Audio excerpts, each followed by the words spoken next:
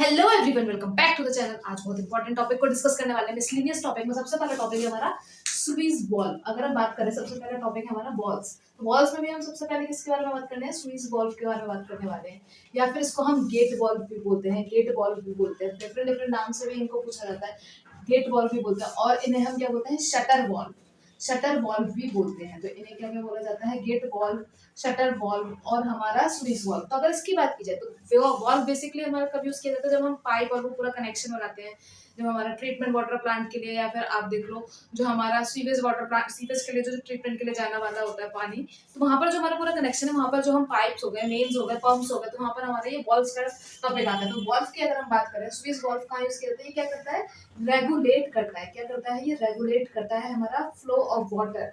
तो वाटर के फ्लो को रेगुलेट करता है, वाटर फ्लो इन मेन पाइप। सबसे इंपॉर्टेंट, ये जो इंपॉर्टेंट वर्ड्स लिख रही हूँ, ये यहाँ पे क्या है, ये इस तरीके से क्वेश्चन आ सकता है कि चार यहाँ पर वॉल्व्स दे रखे हैं, चेक वॉल्व, एयर वॉल्व, स्वीज वॉल्व, ड्रेन वॉल्व, और क्या क्या काम है उनके मैच करने के लिए आ सकता है। या फिर पूरा स्टेटमेंट दे सकता है कि which valve is use to regulate the water flow in the main pipe. Main pipe में कौन ये काम करता है? तो बेसिकली वहां पर आप क्या सेलेक्ट करेंगे?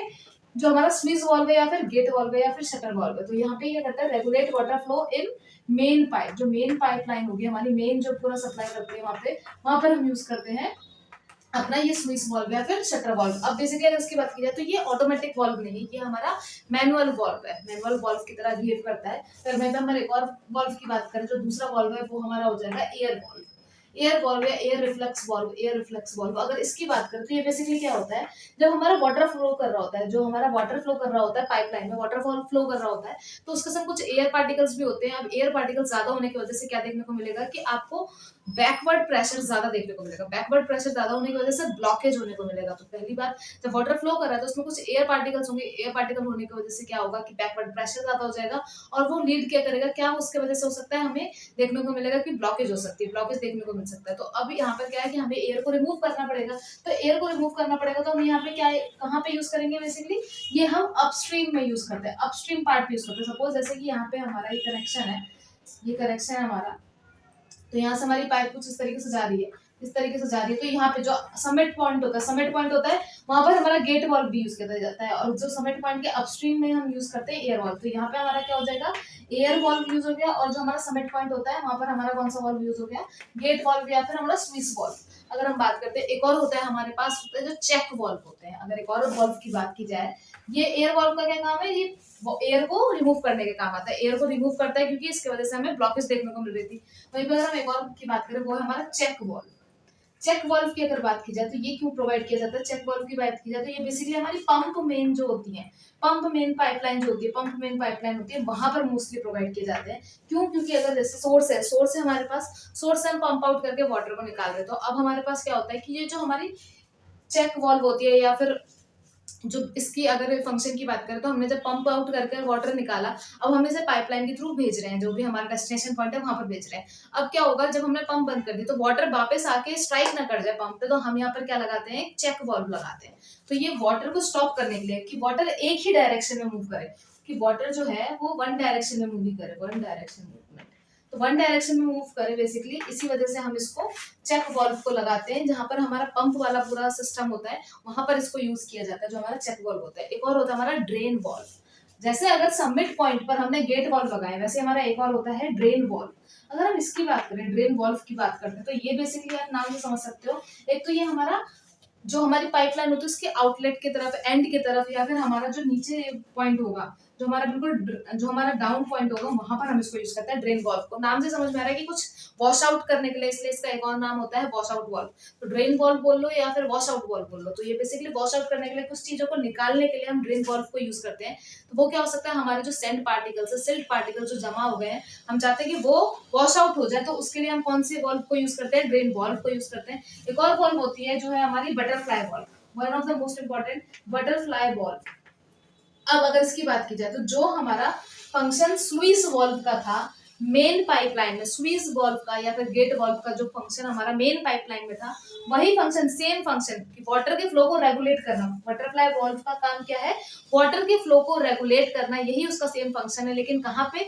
डिस्ट्रीब्यूशन पाइपलाइन में। तो ये सब वर्ड्स को आपको याद रखना है मेन पाइपलाइन में शटर वॉल्व या फिर आप गेट वॉल्व या फिर उसको स्विच वॉल्व बोल लो, वहीं पे जब हम डिस्ट्रीब्यूशन पाइपलाइन में उसको लगाते हैं तो वो हमारा बन जाएगा बटरफ्लाई वॉल्व। और एक लास्ट हमारा वॉल्व है जो कि फ्लोट वॉल्व। फ्लोट वॉल्व की बात करें, नाम से समझ में आ रहा है कि वो फ्लोट करता है। तो आपने देखा होगा कि अगर आप जाके टंकियों में देखोगे, जो हमारे डोमेस्टिक टैंक्स होते हैं या फिर जो सर्विस टैंक्स होते हैं, वहां पर हम फ्लोट वॉल्व को लगाते हैं, फ्लोट वॉल्व को लगाते हैं कि हमें एक आइडिया लग जाए कि कितना वाटर इनलेट हो चुका है। तो वो बॉल जो है वो हमारे उस हिसाब से वाटर के क्वांटिटी जब इंक्रीज कर जाएगी, वाटर इंक्रीज होता जाएगा, तो हाइट इंक्रीज होने के संग संग वो भी फ्लोट करके ऊपर आ जाएगी। तो ये इसलिए यूज किया जाता है। तो बेसिकली सर्विसेज टैंक में या फिर डोमेस्टिक टैंक में हमारा फ्लोट वॉल्व भी यूज किया जाता है। तो अभी हमने देखा एक गेट वॉल्व हो गया, जो कि हमारा मेन वाटर लाइन को, जो मेन वाटर जो मेन पाइप होती है वहां की वाटर लाइन को फ्लो करता है, चेक करता है। वहीं पे एयर रिफ्लेक्स, जो एयर की वजह से ब्लॉकेज देखने को मिल रही थी, तो एयर को रिमूव करने के लिए हम समिट पॉइंट के अपस्ट्रीम पे प्रोवाइड करते हैं।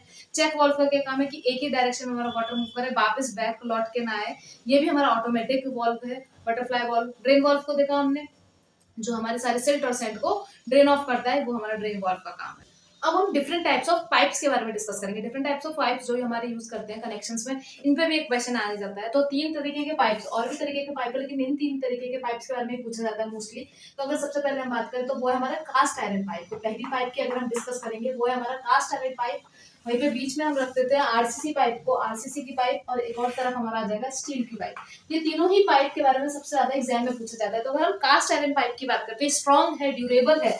अगर इसकी बात करें तो इसके कुछ पॉइंट्स को देखा जाए तो ये हमारा स्ट्रॉन्ग है, ड्यूरेबल है, तो फिर ये अच्छी बात है हमारे लिए, स्ट्रॉन्ग है, ड्यूरेबल। अगर इसकी लाइफ स्पैन की बात करें, ये कितने सालों तक अच्छे से काम कर सकता है, तो 100 ईयर अप्रोक्सीमेटली हमें 100 ईयर्स का देखने को मिलता है। इसी वजह से हम इसको मेंस और डिस्ट्रीब्यूशन पाइप की तरह यूज करते हैं, मेंस और डिस्ट्रीब्यूशन पाइप की तरह यूज किया जाता है। तो स्ट्रॉन्ग है, ड्यूरेबल है, और हमारा 100 ईयर्स तक हम इसकी लाइफ स्पैन देख सकते हैं, मेंस और डिस्ट्रीब्यूशन पाइप की तरह यूज किया जाता है।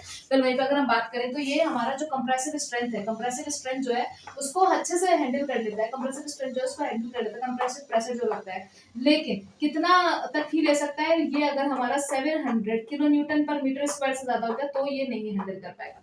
तो 700 किलो न्यूटन पर मीटर स्क्वायर से ज्यादा हो गया तो कंप्रेसिव स्ट्रेंथ ज्यादा हैंडल नहीं कर पाएगा। पर वहीं पर हम इसकी बात करें तो ये हमारा इजी टू ज्वाइन है, मतलब हमें इजी पड़ता है ज्वाइन करने के लिए, इजी टू ज्वाइन है, स्ट्रॉन्ग है, ड्यूरेबल है, इतनी सारी खास बात है। लेकिन बस एक प्रॉब्लम है कि थोड़ा सा बल्की नेचर में होता है, इसी वजह से ट्रांसपोर्टेशन कॉस्ट बहुत ज्यादा आती है। तो ट्रांसपोर्टेशन कॉस्ट जो है, क्योंकि बल्की नेचर होने की वजह से ट्रांसपोर्टेशन कॉस्ट जो है, हमारी ट्रांसपोर्टेशन कॉस्ट जो है वो इंक्रीज हो जाती है। तो ये जो हमारा कास्ट आयरन पॉइंट है, कास्ट आयरन पाइप, तो कुछ भी पॉइंट आपको देखने को मिलेगा कि स्ट्रॉन्ग, ड्यूरेबल, 100 ईयर्स के लिए मेंस पाइप के यूज करेंगे, कंप्रेसिव स्ट्रेंथ अच्छे से झेल सके, तो कौन सी पाइप को यूज करना चाहिए, तो हमें कास्ट आयरन पाइप की तरफ जाएंगे। लेकिन वहीं पे आरसीसी की बात करें तो आरसीसी पाइप का क्या है, ये हमारा टेंसाइल स्ट्रेंथ भी अच्छे से ले लेता है, और जो हमारा वैक्यूम की वजह से वैक्यूम प्रेशर है ये सबको हैंडल कर लेता है। तो बेसिकली अगर इसकी बात करें तो टेंसाइल स्ट्रेंथ, वैक्यूम प्रेशर सबको अच्छे से हैंडल कर लेता है। लेकिन इसकी एक दिक्कत क्या है कि बल्की इन नेचर है, बल्की इन नेचर है, बल्कि नेचर है, और थोड़ा सा इसके जॉइंट्स में बहुत प्रॉब्लम होती है, ज्वाइनिंग करने में कॉस्ट इंक्रीज हो जाती है, कॉस्ट इंक्रीज हो जाती है। तो आरसीसी की अगर हम बात करें तो ये जो है ज्वाइनिंग करने में इंक्रीज हो जाता है, और टेंसाइल और वैक्यूम प्रेशर अच्छे से हैंडल कर सकता है, बल्कि नेचर में है। और अगर इसकी बात करें तो ज्वाइनिंग कॉस्ट जो है, इसकी ज्वाइन करने में हमें इजी टू ज्वाइन नहीं है, ज्वाइनिंग कॉस्ट ज्यादा आ जाती है, बल्कि नेचर होने की वजह से ट्रांसपोर्टेशन कॉस्ट भी ज्यादा आ जाती है, ट्रांसपोर्टेशन कॉस्ट भी ज्यादा आती है हमारी। फिर वहीं पर अगर हम बात करें तो ये अच्छा खासा रेजिस्टेंस शो करता है। तो अगर इसकी बात करें कोरोजन के लिए अच्छा खासा रेजिस्टेंस शो करता है, यहाँ पर कोरोजन के लिए नहीं बताया, तो कास्ट आयरन भी कोरोजन के लिए रेजिस्टेंस शो करता है, कास्ट आयरन भी कोरोजन के लिए रेजिस्टेंस शो करता है। अगर इसकी बात करें तो ये अच्छा खासा कोरोजन के लिए रेजिस्टेंस शो करता है। लेकिन एक जो चीज है वहां पर इसके लिए लेस रेजिस्टेंस है, वो है हमारा H2S गैस के लिए। अगर H2S गैस देखी जाती है तो वहां पर ये कम रेजिस्टेंस शो करता है, इसकी रेजिस्टेंस जो है वो डिक्रीज हो जाती है। तो टेंसाइल स्ट्रेंथ अच्छे से ले सकता है, बल्कि नेचर में है, ट्रांसपोर्टेशन की कॉस्ट ज्यादा देखने को मिलती है, अच्छा खासा रेजिस्टेंस शो करता है। लेकिन जब H2S गैस आ जाएगी प्रेजेंस में तो उसका जो रेजिस्टेंस है, कोरोजन, जो H2S के कोरोजन से रेजिस्टेंस है वो थोड़ा डिक्रीज हो जाता है। वहीं पर अगर इसकी लाइफ स्पैन की बात करें तो 75 ईयर्स आपको लाइफ स्पैन देखने को मिलेगी, 75 ईयर्स लाइफ स्पैन देखने को मिलेगी। तो ये भी मेंस वाले पाइप की तरह इसको यूज किया जाता है, मेन कनेक्शन जहाँ पर प्रोवाइड करते हैं वहां पर इन पाइप्स को यूज किया जाता है। वहीं पे स्टील पाइप की बात करें तो इसकी जो लाइफ स्पैन है वो 25 से लेके 50 ईयर्स तक की देखी जाती है, 25 से 50 ईयर्स के लिए देखी जाती है। तो यहीं से आप एक आइडिया लगा सकते हो कि हम बेसिकली इसको पंप मेंस जो होती है, पंप मेन जो होती है, पंप मेंस लाइन जो होती है वहां पर प्रोवाइड करते हैं। फिर वहीं पर अगर हम बात करते हैं स्टील पाइप की, तो ये हमारा थोड़ा लेस रेजिस्टेंस शो करता है कोरोजन के लिए, लेस रेजिस्टेंट है वो कोरोजन के लिए, लेस रेजिस्टेंट है कोरोजन के लिए। अगर इसकी बात करें तो, लेकिन इनमें और क्या फायदा है, ये लाइट वेट है, लाइट वेट है तो हमारा जो ट्रांसपोर्टेशन का कॉस्ट, लाइट है तो ट्रांसपोर्टेशन की कॉस्ट हमारी डिक्रीज हो जाती है, ट्रांसपोर्टेशन की कॉस्ट इसकी डिक्रीज हो जाती है, जो ट्रांसपोर्टेशन की कॉस्ट है वो हमारी इसकी कम होने को देखने को मिलती है। और इजी टू ज्वाइन, ये भी इजी टू ज्वाइन है, इजी टू ज्वाइन। तो ये कुछ पॉइंट्स हैं जो हमने अभी पाइप के बारे में देखे, जो ये कुछ पॉइंट्स हमने पाइप के बारे में देखे, तो ये तीनों ही पाइप इंपॉर्टेंट है, इनसे सबसे ज्यादा एग्जाम में क्वेश्चन पूछा जाता है। पहले एक क्वेश्चन आप लोगों के लिए, इसका आंसर आपको बताना है कि sodium metasulphate, sodium thiosulphate, sodium bisulphate, sodium sulphide, activated carbon या फिर KMnO4, ये सब जो है हमारे KMnO4, ये सब किसके प्रोसेस के लिए यूज किया जाता है? ऑप्शन में क्या ये क्लोरीनेशन के लिए यूज किया जाता है, या ये फिर डी क्लोरीनेशन के लिए यूज किया जाता है, या फिर ये डी फ्लोरिनेशन के लिए यूज किया जाता है? इनमें से किस चीज के लिए, जो मैंने नाम लिए, जो sodium thiosulphate, metasulphate, bisulphate, sulphide, activated carbon या फिर जो हमारे KMnO4 है, किन प्रोसेस के लिए यूज किया जाता है? कमेंट सेक्शन में इसका आंसर जरूर करिएगा। अभी नेक्स्ट टॉपिक की तरफ चलते हैं। एक और इंपॉर्टेंट टॉपिक को डिस्कस करेंगे जो कि एग्जाम में पूछा जाता है। तो अगर हम बात करें तो हमने विस्कोसिटी के बारे में पढ़ा है, विस्कोसिटी के बारे में पढ़ा है। विस्कोसिटी क्या है? जो हमारा रेजिस्टेंस लगता है, दो फ्लूइड के लेयर जो है, अगर उनके बीच में जो रेजिस्टेंस लगता है वही हमारा विस्कोसिटी है। तो अब इसके लिए एक न्यूटोनियन लॉ था हमारे पास, न्यूटोनियन लॉ था बेसिकली, जो हमारा फ्लूइड अगर इस लॉ को फॉलो करता है, जो ये कहता है कि शेयर स्ट्रेस जो है डायरेक्टली प्रोपोर्शनल होगा, जो हमारा शेयर आपको जो ये वेलोसिटी ग्रेडियंट है इसके डायरेक्टली प्रोपोर्शनल होगा, या फिर जो शेयर स्ट्रेन लगेगा डी थीटा बाय dt, वो जो लगेगा उसके रेट ऑफ शेयर स्ट्रेन के डायरेक्टली प्रोपोर्शनल होगा। जब डायरेक्टली प्रोपोर्शनल हटाते हैं तो बेसिकली हमको देखने को मिलता है टाउ, जो हमारा शेयर स्ट्रेस है यहाँ पे न्यू आ जाता है, जो कि du/dy है। तो अगर इसकी बात करें, यही हमारा होता है विस्कोसिटी, ये हमारा हो गया डायनामिक विस्कोसिटी, जिसकी यूनिट न्यूटन सेकंड पर मीटर स्क्वायर है, ये आपको याद रखनी है, डायरेक्टली यूनिट पूछने को आ जाता है। अब यहाँ पर अगर हम बात करें तो दो तरीके की विस्कोसिटी आपको देखने को मिलेगी, दो तरीके के फ्लूइड आपको देखने को मिलेंगे। एक जो न्यूटोनियन लॉ को फॉलो करते हैं, तो वो न्यूटोनियन लॉ को फॉलो करते हैं तो वो डायरेक्टली आपको क्या बोलेंगे? Newtonian fluid. अगर हम एक और बात करें, एक होता है नॉन न्यूटोनियन फ्लूइड। तो अब जो इस लॉ को फॉलो नहीं करते, जो ये हमारा गिवन है, इसको फॉलो नहीं करते, तो इसको जो फॉलो नहीं करते, सबसे पहला एक क्वेश्चन तो ये पूछा जाता है एमसीक्यू में कि जो नॉन न्यूटोनियन फ्लूइड होते हैं उनकी स्टडी को क्या कहा जाता है? तो उसकी स्टडी को हम रियोलॉजी कहते हैं। तो नॉन न्यूटोनियन फ्लूइड की स्टडी को रियोलॉजी कहते हैं, और जो नॉन न्यूटोनियन फ्लूइड है वो इसको फॉलो नहीं करता। अब इसमें भी हमारे दो तरीके के हो जाते हैं। नॉन न्यूटोनियन में अगर इसकी बात करें, न्यूटोनियन की बात करते हैं, तो यहाँ पर दो तरीके के फ्लूइड हो जाते हैं। एक होता है हमारा टाइम डिपेंडेंट, जो टाइम पे डिपेंड करते हैं, टाइम डिपेंडेंट, और एक हो जाता है हमारा टाइम इंडिपेंडेंट, इसको टाइम से कोई लेना देना नहीं। एक है जो टाइम पे डिपेंड करता है, और एक है जो टाइम पे डिपेंड नहीं करता, इंडिपेंडेंट है। टाइम इंडिपेंडेंट फ्लूइड में अगर बात करें तो हमारा जो एक तो होता है सूडो फ्लूइड, एक हो गया हमारा सूडो फ्लूइड।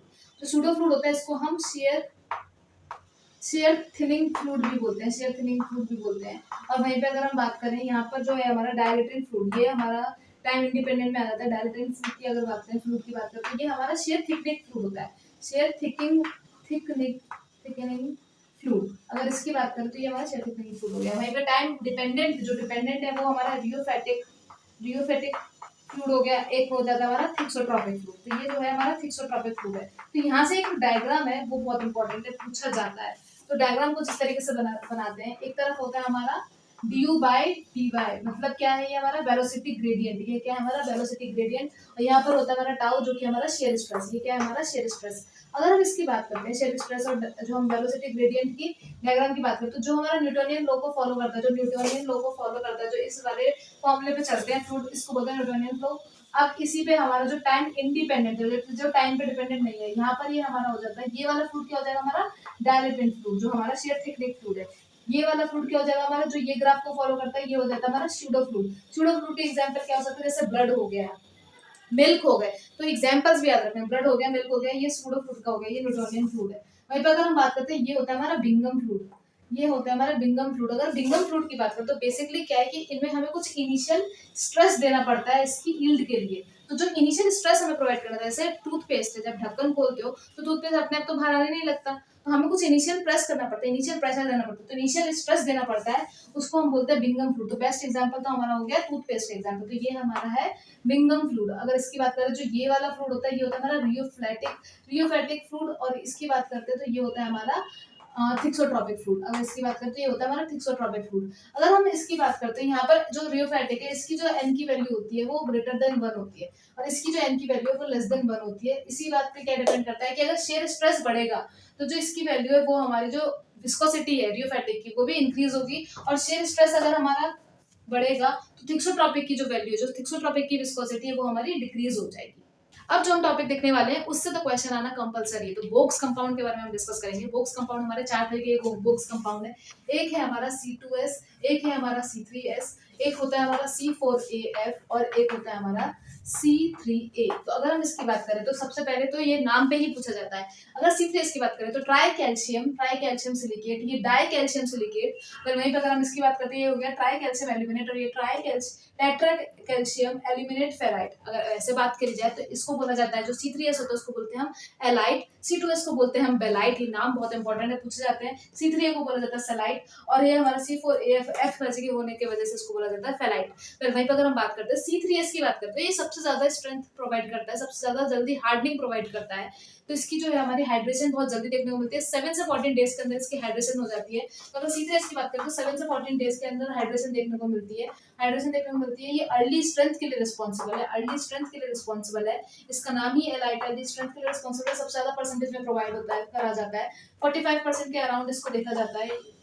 अगर हम इसकी बात करें तो ये रेजिस्टेंस प्रोवाइड करता है हमारा फ्रीजिंग और थोइंग के लिए। तो रेजिस्टेंस प्रोवाइड करता है हमारा फ्रॉस्ट एक्शन के अगेंस्ट। तो फ्रॉस्ट एक्शन जो होता है हमारा, उसके अगेंस्ट रेजिस्टेंस प्रोवाइड करता है। फ्रॉस्ट एक्शन क्या है, जब सीमेंट हमारा वाटर हो गया तो जब लो टेम्परेचर हो जाता है तो फ्रीज हो जाएगा, और उसके बाद क्या होगा, वॉल्यूम चेंज देखने को मिलेगा। तो उसके अगेंस्ट हमारा जो रेजिस्टेंस प्रोवाइड करता है वो है हमारा C3S। तो ये one of the important ingredient की तरह काम करता है। वहीं पर अगर हम C2S की बात करते हैं तो इसको बोला जाता है बेलाइट। इसकी जो हीट ऑफ हाइड्रेशन है वो बहुत ही कम देखने को मिलती है। अल्टीमेट स्ट्रेंथ के लिए रिस्पॉन्सिबल है। तो ये सबसे पहली बात हमारे लिए, ये अल्टीमेट स्ट्रेंथ के लिए रिस्पॉन्सिबल है, जो हमारा मतलब हमको एंड तक हमें स्ट्रेंथ देखने को मिलेगी उसके लिए रिस्पॉन्सिबल है, ये अल्टीमेट स्ट्रेंथ के लिए रिस्पॉन्सिबल है। हीट ऑफ हाइड्रेशन जो है वो बहुत ही लो होती है। इसी वजह से आप देखोगे कि मास कंक्रीटिंग जब की जाती है, या फिर हमारा मास कंक्रीटिंग के लिए यूज किया जाता है, या लो हीट सीमेंट जब बनाया जाता है, तो C2S की मात्रा को हम इंक्रीज कर देते हैं, क्योंकि इसमें जो हीट ऑफ हाइड्रेशन है वो हमें बहुत कम देखने को मिलता है। अगर इसकी बात करें तो ये केमिकल जो हमारा अटैक होता है, केमिकल अटैक जो है उसके अगेंस्ट रेजिस्टेंस प्रोवाइड करता है। सबसे ज्यादा रेजिस्टेंस प्रोवाइड करता है हमारा केमिकल अटैक के अगेंस्ट, ये जो है रेजिस्टेंस प्रोवाइड करता है। अगर इसकी बात करें, जो यहाँ पर हम एक और बात करते हैं इसकी, जो है हमारा C3 है, ट्राई कैल्शियम एल्यूमिनेट की बात करें, एल्यूमिना होने की वजह से क्विक सेटिंग देखने को मिलती है, क्विक सेटिंग के लिए रिस्पॉन्सिबल है, या फिर आप कह सकते हो फ्लैश सेटिंग के लिए रिस्पॉन्सिबल है, फ्लैश सेटिंग या फिर इमीडिएट सेटिंग के लिए रिस्पॉन्सिबल है। वहीं पे एक और क्वेश्चन पूछा जाता है कि फॉल सेटिंग के लिए कौन रिस्पॉन्सिबल होता है, तो वो है हमारा जिप्सम, जिसको अभी जरूर देखेंगे। तो flash setting, immediate setting, quick setting के लिए हमारा C3 है, जो हमारा ट्राई कैल्शियम एल्यूमिनेट है, जिसको हम सेलाइट भी कहते हैं, ये रिस्पॉन्सिबल है। हीट ऑफ हाइड्रेशन सबसे ज्यादा इसकी देखी जाती है। अगर हीट ऑफ हाइड्रेशन में बात करें तो नंबर 1 पे हम इसको देंगे, फिर नंबर 2 पे हम देंगे C3S, C4AF और फिर हमारा C2S। तो हीट ऑफ हाइड्रेशन सबसे ज्यादा इसकी देखी जाती है, जो हमारा ट्राई कैल्शियम एल्यूमिनेट है। वहीं पे इसकी बात करें तो जो केमिकल एक्शन जो होता है, केमिकल एक्शन के अगेंस्ट जो हमारा रेजिस्टेंस होता है उसको भी ये डिक्रीज कर देता है। इंक्रीज करने की जगह केमिकल एक्शन के आगे अटैक के जो रेजिस्टेंस है उसको भी क्या करता है, डिक्रीज कर देता है, रेजिस्टेंस को कर देता है ये डिक्रीज। इसी वजह से ये harmful ingredient of box cement है। तो बोक्स कंपाउंड में सबसे ज्यादा हार्मफुल इंग्रेडिएंट की अगर हम बात करें तो ये हमारा C3 है। पर वहीं पे अगर हम बात करते हैं C4AF की, तो C4AF बेसिकली कोई भी नो इंजीनियरिंग प्रॉपर्टी इम्पार्ट, तो ये कोई भी इंजीनियरिंग प्रॉपर्टी इम्पार्ट नहीं करता है। तो अब हम एक टर्म समझेंगे जो है हमारा फॉल सेटिंग और फ्लैश सेटिंग। तो फ्लैश सेटिंग किसकी वजह से देखने को मिलता है, फ्लैश सेटिंग या इमीडिएट सेटिंग किसके देखने को मिलता है, हमें C3A की वजह से। वहीं पे CaSO4 डॉट 2H2O, ये क्या है हमारा जिप्सम, ये है हमारा जिप्सम, इसकी वजह से हमको देखने को मिलती है फॉल्स सेटिंग। तो फ्लैश सेटिंग किसकी वजह से देखने को मिली, C3A की वजह से। फॉल्स सेटिंग किसकी वजह से देखने को मिलती है, जिप्सम की वजह से। क्यों, जब हम हाई टेम्परेचर पे क्लिंकर्स को हम हीट अप करा रहे होते हैं, फ्यूज करा रहे होते हैं, तब हम जिप्सम को डालते हैं। तो जिप्सम के पास है अपने 2 मॉलिक्यूल वाटर के। तो अब क्या करेंगे, जब हमने इसको सीमेंट में प्रोवाइड करा, जब डाला, तो क्या होगा कि अब वो वहाँ पे क्लिंकर में फ्यूज हो गया और इसका जो पूरा जो 2 मॉलिक्यूल है वाटर के वो एवापोरेट हो गए। तो अब हम सीमेंट को लेके आए और जब हमने उसमें वाटर डाला और जो मिक्सिंग प्रोसेस की बकायदा पूरी, तो क्या होता है कि जिप्सम जो है, जो सीमेंट के क्लिंकर्स में हमारा जिप्सम प्रेजेंट है, वो सबसे पहले अपने पानी को लेना चाहता है। जब वो अपने पानी को लेना चाहता है तो वो पानी को एब्जॉर्ब कर लेता है, तो ऐसा लगता है कि हमें सेटिंग हो गई, तो हम उस सेटिंग को, लेकिन वो झूठी सेटिंग है, रियल में तो सेटिंग हुई नहीं है, जिप्सम ने अपना वाटर लिया है, तो वो हम उसको बोल देते हैं फॉल सेटिंग। लेकिन ये किस तरीके से चेक करेंगे, तो अगर हमें चेक करना है कि फॉल सेटिंग है या फिर फ्लैश सेटिंग है, या फिर सेटिंग स्टार्ट हो गई है, हाइड्रेशन प्रोसेस शुरू हो गई है, तो आपको ये देखना पड़ेगा कि उसमें थोड़ा सा और वाटर डालेंगे। तो अगर उसने फिर से प्लास्टिसिटी स्टार्ट कर दी लूज करना, इसका मतलब वो फॉल सेटिंग थी, जो कि जिप्सम की वजह से होती है। जिप्सम की वजह से क्यों होती है, क्योंकि इसके जो 2 मॉलिक्यूल ऑफ वाटर है वो अपना वाटर को फिर से ले रहा होता है, तो ये फॉल सेटिंग हुई। और फ्लैश सेटिंग इसको देखने को मिलती है एल्यूमिना की वजह से। तो ये सब कुछ MCQ में जो पूछे जाते हैं, वहीं पे हमारे पास 4 तरीके के वाटर डिस्ट्रीब्यूशन सिस्टम है। 4 तरीके के वाटर डिस्ट्रीब्यूशन सिस्टम है, अगर उसकी बात करें तो एक हमारा होता है डेड एंड ट्री सिस्टम, फिर एक होता है हमारा ग्रिड आयरन सिस्टम, एक होता है हमारा रिंग सिस्टम और एक होता है हमारा रेडियल सिस्टम। तो इसको फटाफट से समझ लें। अगर डेड एंड ट्री सिस्टम की बात करें, डेड एंड ट्री सिस्टम की बात करें तो ये बिल्कुल हमारे पुराने ज़माने में विलेजेस जो होते थे या फिर रूरल एरियाज़ जो होते हैं, जहाँ पे भी अनप्लैन्ड सिटी है। अगर हम डेड एंड ट्री की बात करें, डेड एंड ट्री की बात करें तो जो अनप्लैन्ड सिटीज़ होती हैं, अनप्लैन्ड सिटीज़ जो होती थी, वहां पर हम इसको प्रोवाइड करते थे। बेसिकली यहाँ पर हम किसको प्रोवाइड करते थे, हमारा डेड एंड ट्री। बेसिकली क्या होता है इसमें कि हमने बस पाइपलाइंस को बिछा दिया है, एक सोर्स से लेके ये जो सोर्स पॉइंट है, सोर्स से लेके हमने जो भी हमारा यहाँ पर एक हाउस है तो यहाँ पर लाइन ले गए, एक यहाँ हाउस है यहाँ लाइन ले गए, इस तरीके से हमने कुछ भी अनप्लैन्ड सिटी में जो हम वाटर सप्लाई के लिए पूरा हम सप्लाई पहुंचाते हैं, तो ये वाला सिस्टम क्या होता है हमारा dead and tree.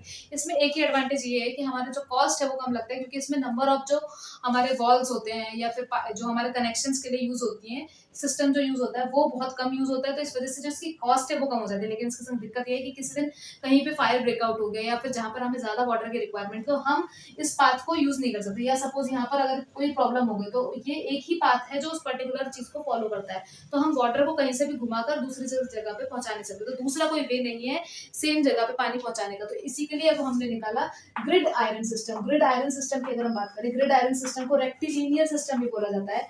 Rectilinear system भी बोला जाता है। बेसिकली ये हमारी आपको देखने को मिलेगा, ये हमारा है ना प्लान सिटी में प्रोवाइड किया जाता है। प्लान सिटी में प्रोवाइड किया जाता है। यहाँ पे किस तरीके से देखते हैं, प्लान सिटी में प्रोवाइड करें, सपोज सिटी का प्लान है तो यहाँ पर मेंस में हमारा ऐसा रहेगा, बहुत ज्यादा आपको देखने को मिलेंगे कनेक्शंस देखने को मिलेंगे, कनेक्शन देखने को मिलेंगे, आपको बहुत ज्यादा कनेक्शंस देखने को मिलते हैं।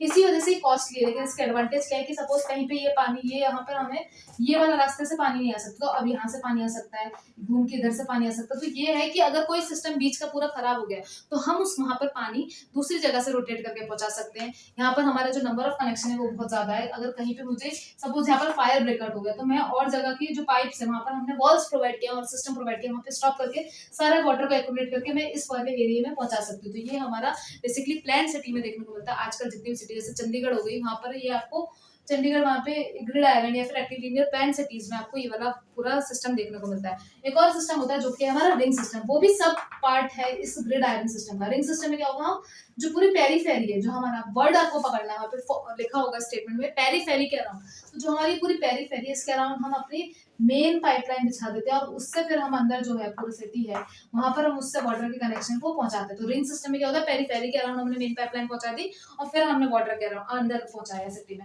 वहीं पे एक और होता है हमारा रेडियल सिस्टम। रेडियल सिस्टम में क्या देखने को मिलेगा आपको, रेडियल सिस्टम में क्या देखने को मिलेगा कि ये जो है हमारा इस तरीके से रहेगा, हम सेवरल जोन्स में डिवाइड करेंगे। वहां पे रिंग सिस्टम में क्या किया, पेरीफेरी के अराउंड हमने वाटर को पहुंचाया।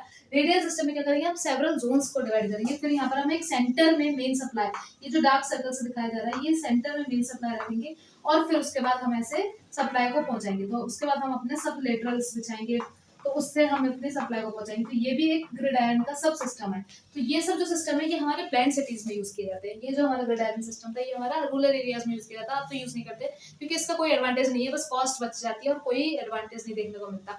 अभी मैंने आप लोगों से क्वेश्चन पूछा था कि सोडियम मेटासल्फेट, सोडियम थायोसल्फेट या फिर KMnO4 एक्टिवेटेड कार्बन, ये सब हमारे किस प्रोसेस के लिए यूज किया जाता है, आपको कमेंट सेक्शन में जरूर बताना है। क्लोरीनेशन के लिए, डीक्लोरीनेशन के लिए, फ्लोरीनेशन के लिए या फिर डीफ्लोरीनेशन के लिए किस प्रोसेस के लिए यूज किया जाता है, आपको जरूर कमेंट सेक्शन में बताना है।